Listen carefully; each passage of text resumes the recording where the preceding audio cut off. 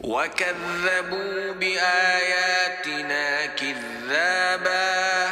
وكل شيء أحصيناه كتابا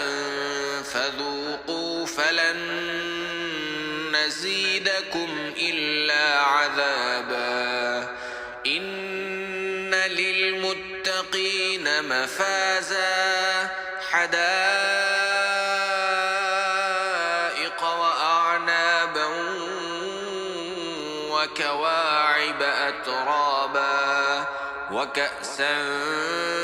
دهاقا لا يسمعون فيها لغوا ولا كذابا جزاء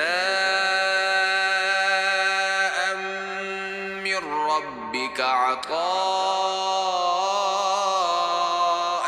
حسابا رب السماوات والأرض وما بينهما الرحمن لا يملكون منه خطابا يوم يقوم الروح والملائكة